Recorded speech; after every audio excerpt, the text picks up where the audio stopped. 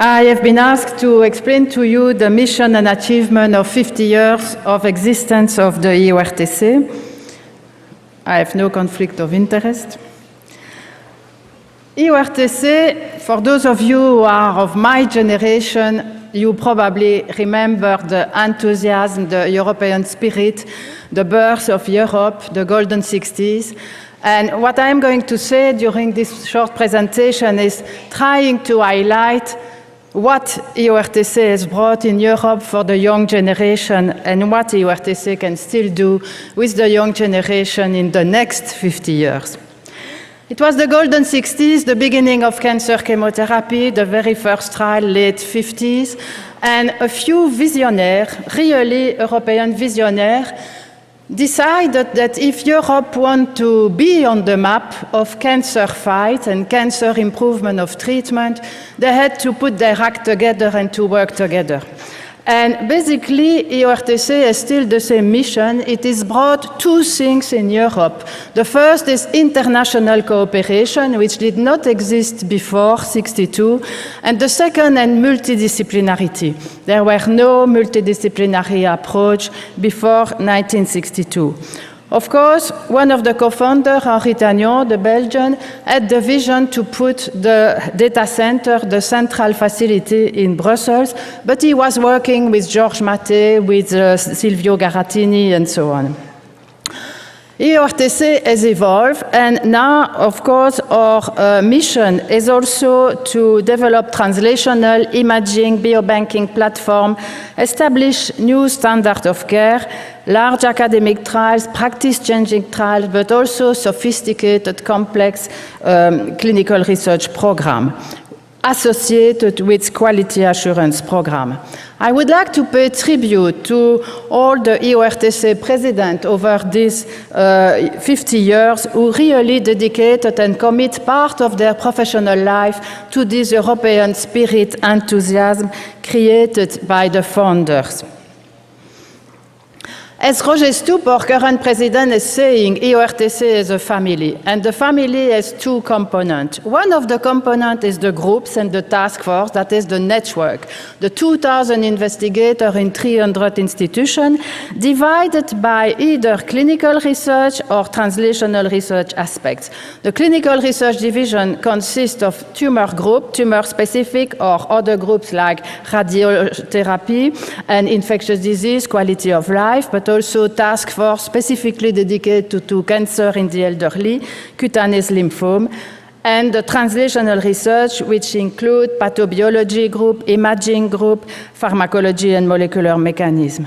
The other part of the family is the headquarters, this infrastructure allowing the network to do independent academic trials, an infrastructure helping the physician to do their IDs, their clinical trials, and to provide all the legal, scientific, regulatory, pharmacovigilance, specificity and expertise in research management, but also to promote internal research projects and PhD.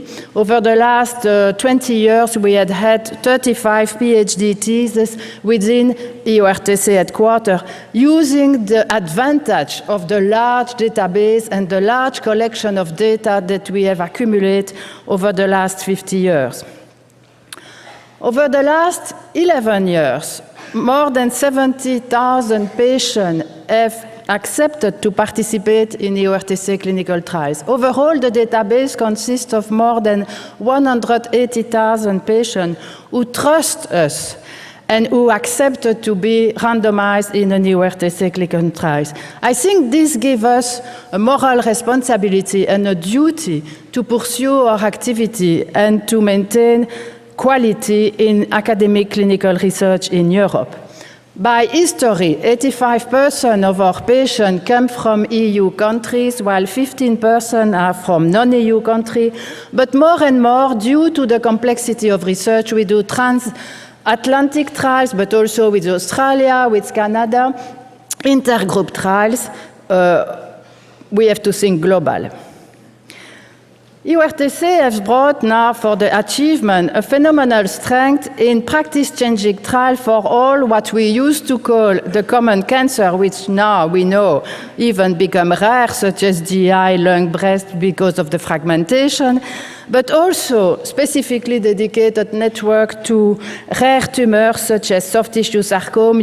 Most of you know the history of GIST and Glivec, the melanoma trials with largest database, brain tumor, and for those of you who attended last ASCO, you have heard at the plenary session the results of a 15-year follow-up, and this is a strength also, having long-term follow-up for all our patients, of a glioma trial showing the advantage of adjuvant chemotherapy with radiotherapy 15 years later, which led to a plenary session at ASCO. This was a 368 patient study where in a subgroup of 80 patients we were able to show those magnificent results.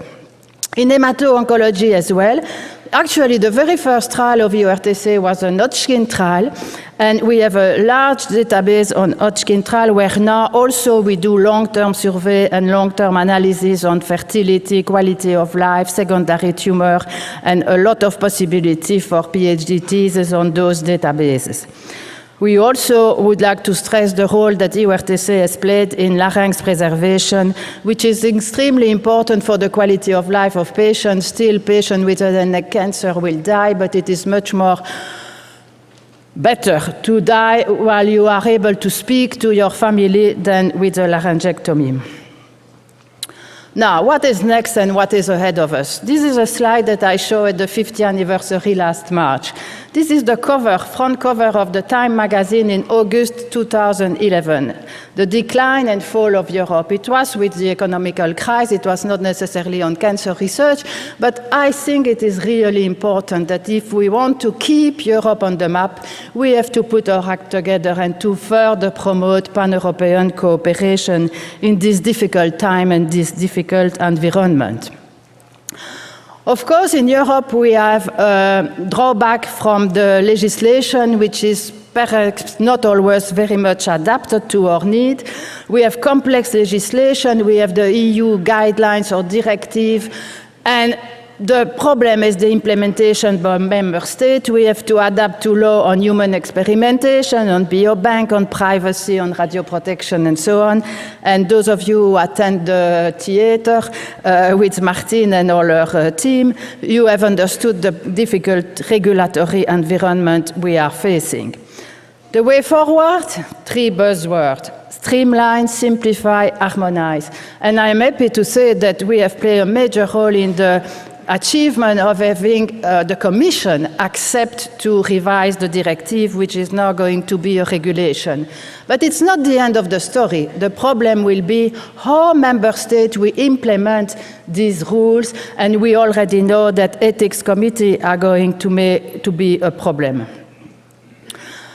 I would plead for a need for further comprehensive and EU research approach. We need infrastructure. We need to help local investigators. They are overwhelmed, they lack incentive, and particularly the young generation to attend meetings, to come with their ID, to bring the academic agenda, and so on. And to help them, we also need coordinating centers such as the EORTC headquarters. We have to have an educated and career track for young oncologists. This is really a key important issue, and for that, of course, also the related funding. Today, less than 5% of patients with cancer are participating in clinical trials, and it's not because of the patient do not want to participate, but it's because of lack of awareness, and also mainly it is because of lack of incentive in large hospitals to participate because of the cost, the extra workload, the timelines, and so on, the administration and bureaucracy. So we have to bring a bright future in Europe, and for that we will need wisdom, courage, vision, and trust. For that we need a new model of cooperation, and the future perspective will lead to another dialogue between the public funding, the patient organization, the charities funding academic independent research, but also industry. We don't own any drug. It's industry who develop the drugs, and we need to cooperate, perhaps in a different model with them, with policymakers and all academia together. Finally, I would like to mention the last slide that Lex Egermont, our president in 2006, showed at the end of his presidency. EORTC is a unique organization in Europe with the same goal: commitment, mutual respect, scientific interest, the responsibility to improve cancer treatment, to rescue the academic agenda. But also, we are lucky to have a network with dedicated and loyal members, but we are totally aware that we need to adapt to this changing environment and also to recognize and build on an international and multicultural organization. Thank you.